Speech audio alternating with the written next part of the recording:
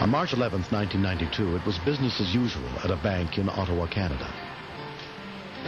Around 12:30 p.m., teller Jeff Hamilton noticed a man carrying a knapsack. I didn't see him walking in. I just saw him standing there like, I mean, he could have been a normal customer. And then all of a sudden, it all broke loose. Fill it up. I said fill it up! Come on! We have all kinds of robbery seminars, and they always told us, don't be the hero. Let him run the show. Come on! Hey! Hey! He looked right at the guy right off the bat. He almost stood there as if to say, yeah, right, like you're really going to shoot me, type of thing, right in the branch. You're not going to look at it. I guess sometimes people react a lot differently when the adrenaline's flowing. He said he was going after the guy. I guess he went with his gut feeling and did what he thought he had to do. Kevin Mulligan's call was taken by Ottawa Police Dispatcher Rosemarie Penio. Emergency house? We have a bank robbery, Canada Trust. Okay, I have the suspect. He's armed. You have the suspect, sir? Suspect. Okay, where are you? I'm at the corner. My coworker got the original call from the bank, and I was right beside her, so I was listening in. We knew what he looked like, and I also knew the officers were already on the way. He's running on foot. I'm behind him on curve. Going towards Boyd Avenue. Look, he's going to fire at me, so... Okay, no, don't stay away from him. Don't go close. Are you in a vehicle? I'm chasing him in my vehicle. Okay, just stay where you are. He's running towards Boyd Avenue right now. Boyd, okay. Okay, he's blue, long coat. He's got a toque. He has the bag. He's got a gun. He's got an Uzi. He's armed and dangerous. I wanted him to back off. I really did. I felt he was really getting himself in too deep. What kind of car are you in? I'm in a red Chevy van. Now, I've lost him now. You lost him, eh? I've lost him. He's right in behind her. Okay? I've lost him. Okay, stand in line with me, okay? He's here somewhere. Don't go closer. What did you I don't know where. There he is. He's coming at me. Hey, sir, just calm down. Where is he now? He's shooting at me. He's shooting at me. Shots are fired here. He's shooting. Can I get away from him? Okay, sir, listen to me. Just get away from him. I'm trying. He's behind me. Okay, drive away, sir. Sir, please just drive away from him. I got shots all over my truck. I was so mad. He's yelling at me to stop and shooting at me at the same time. He wants a better shot, I guess. The man is totally bananas. My adrenaline was flowing and I was pumped. What's your first name? Kevin. Kevin, okay. He was determined to get him, and that's when I started getting worried. I felt scared for him, and I didn't know if I could control what he was going to do at the other end. I don't know where he is. Kevin, where are you? Boyd and Donnelly right now, looking for him. I can't find him. Don't go close to him anymore, okay? Where is Stay he? back. He's going to shoot at you again. Whereabouts? I think he's headed up towards Turpin Motors. Okay, possibly heading towards Turpin.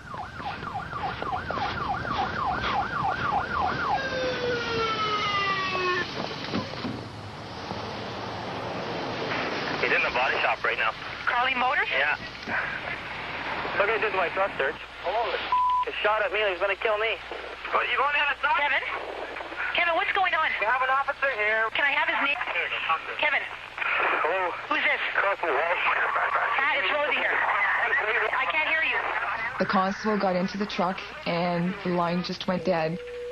I was scared because I was sort of determined this guy, the suspect, was going to shoot it no matter who. He didn't care who was getting in his way.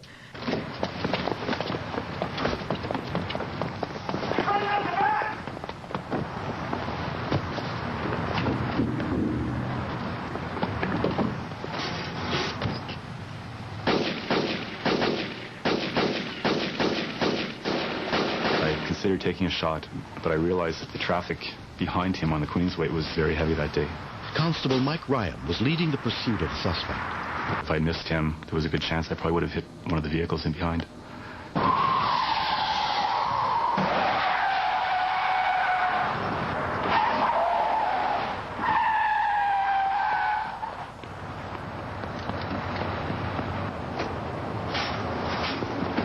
The suspect went through a hole in the fence on the far side of the Queensway, and at that point I joined up with one of our plainclothes officers, Detective Pino, Mark Pino. We were probably a good 40, 45 yards away, and it was a windy day. The handgun's just not going to do the job. one thing that went through my mind is that this guy's either psychotic or possibly wearing body armor. You almost seem combat trained. He's got no cover whatsoever, and he's firing back at officers, and he doesn't seem to be frightened in the least. He's heading to the 30th Avenue from the Queensway. He's behind the Taggart's building. 10-4.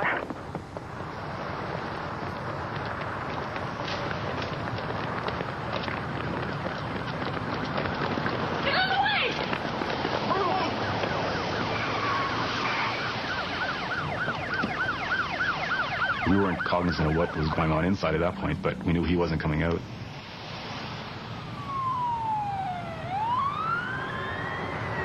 .504 dispatch, we got a suspect inside, he's armed. He's got 2 hostages. We need the hostage negotiator and activate the SWAT team. Acknowledge? A perimeter was set, and members of the SWAT team took up positions around the building.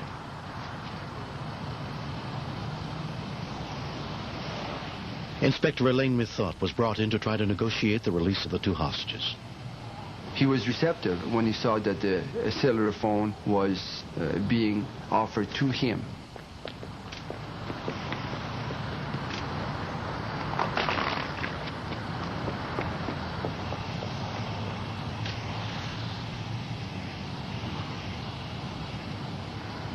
It's very difficult to get him to settle down because he keeps shouting on the phone and does not consent to listen to anything. Give me a car right now. It was totally impossible to fulfill his request. It would have put the hostage's life in more danger.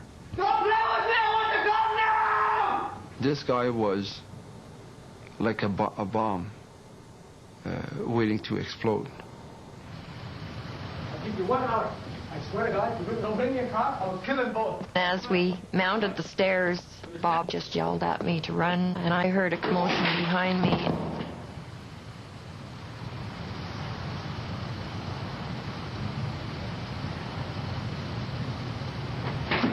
Come on out! Hurry! Hurry! When Bob told me to run, there was nothing else in my mind but to get out of the situation. The man said at several points that he would kill both of us and himself too. Don't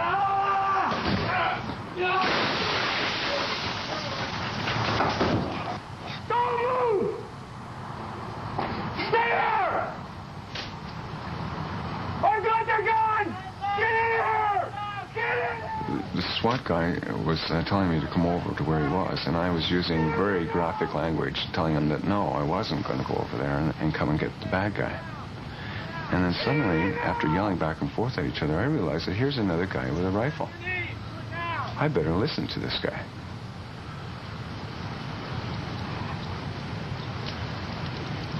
And at that point, one of the officers that had been involved from the beginning, through the chase and everything, came running over screaming, "He's not the bad guy, he's the good guy, let him up."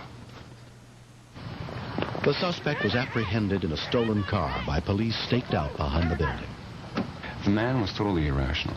It was like he had no plan, and someone without a plan in total desperation is very dangerous. I felt I had no choice, that there was no option. And faced with that, I decided to fight. If he hadn't done what he did, I don't think that either one of us would be here today to talk about it.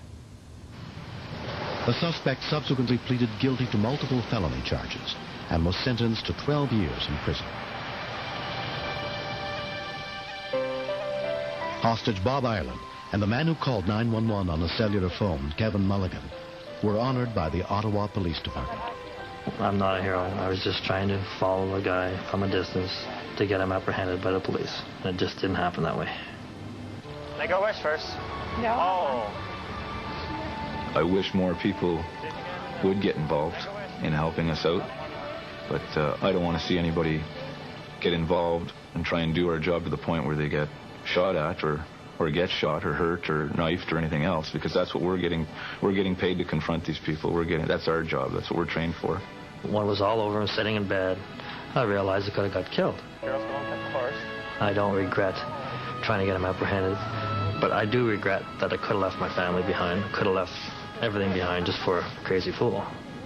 Like, instead of being gutsy, it's actually nutsy.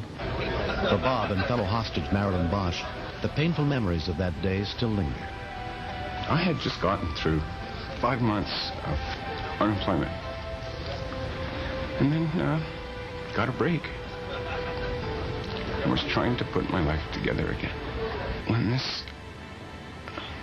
man came in to try to take it all away, with no regard for life or anything that was important to me.